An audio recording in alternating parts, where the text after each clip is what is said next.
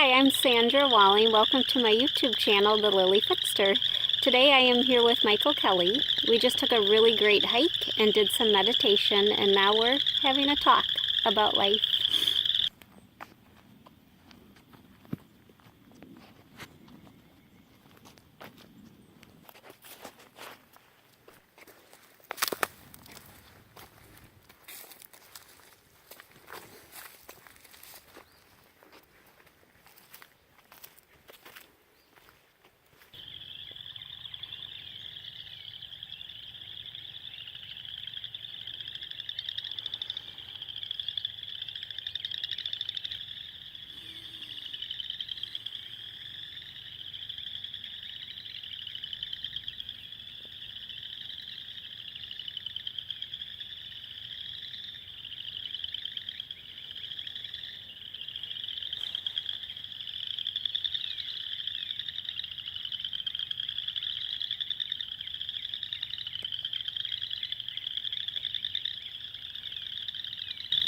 Hi, Michael.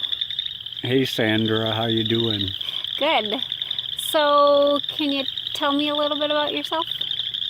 Well, I'm Michael and I'm from Whitewater, Wisconsin here. Well, the things I like to do. Well, I like to be in nature, but however, I also do like to go to museums, plays, uh, cultural events, downtown Madison on State Street. I have a vast area of things I am interested in. The things that bother me, probably the alcohol and drug abuse in the world.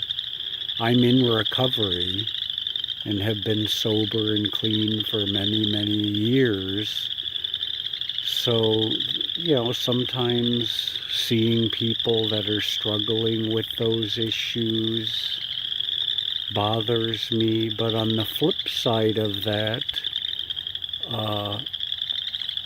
I, have been very active in that area. So also seeing somebody get clean and sober and a whole new world open up for them is also, on the flip side of that, it brings me great joy.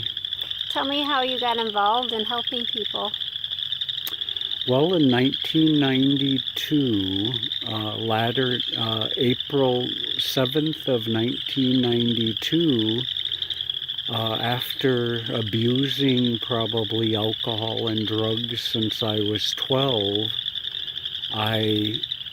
my mother passed away at the end of me abusing alcohol and drugs in 91. And after that, I probably started abusing more than I ever had on a regular basis.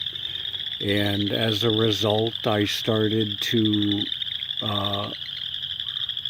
get some DUIs, drinking and driving. And as a result, I still wasn't getting it, and reluctantly got a lawyer, and he said he would take my case contingent on I seek out some mental health.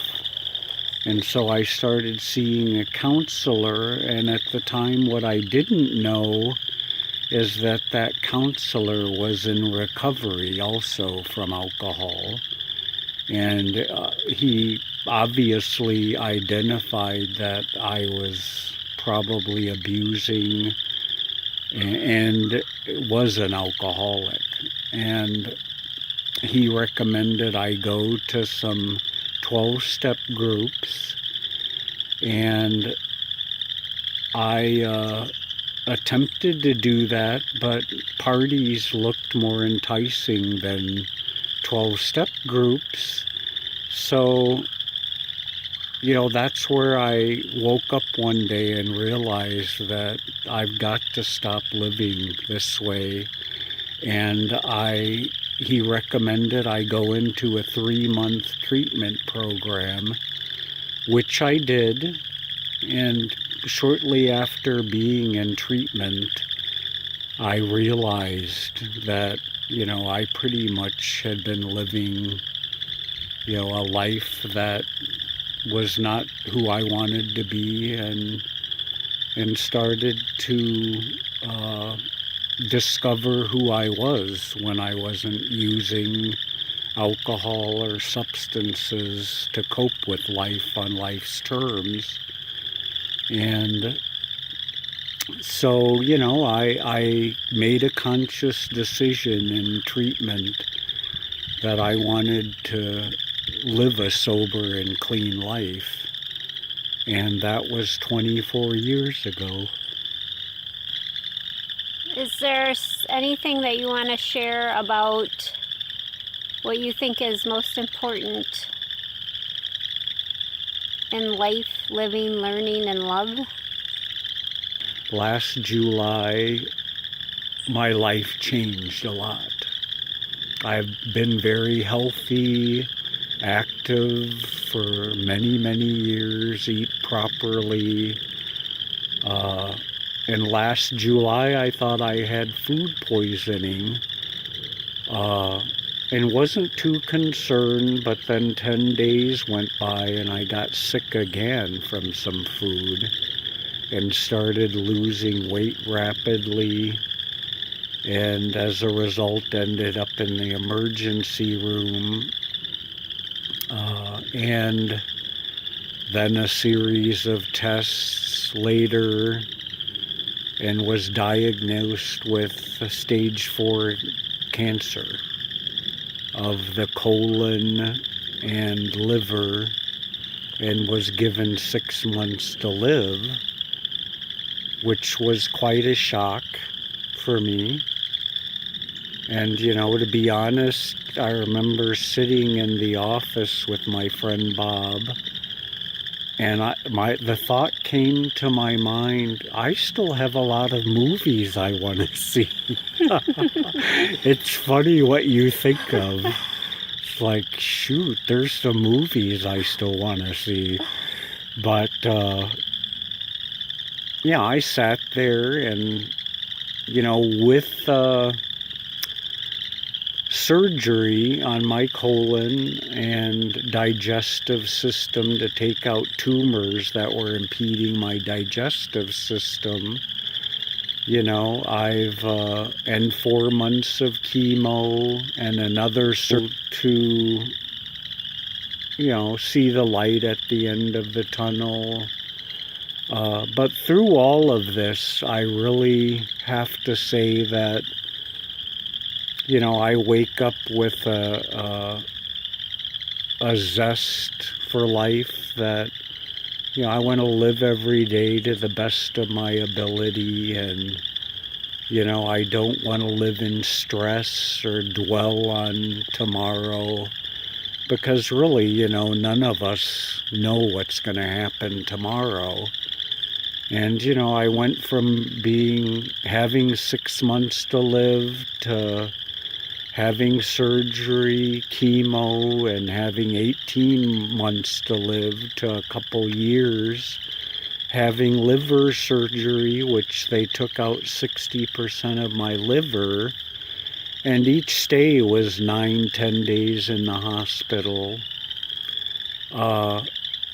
to now I have 2 more months of chemo left.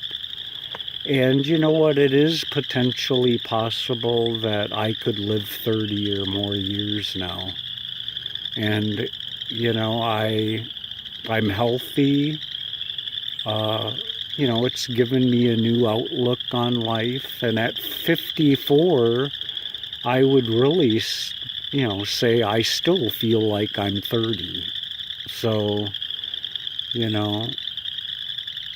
so that's some of the journey I've been on since last summer. And with friends,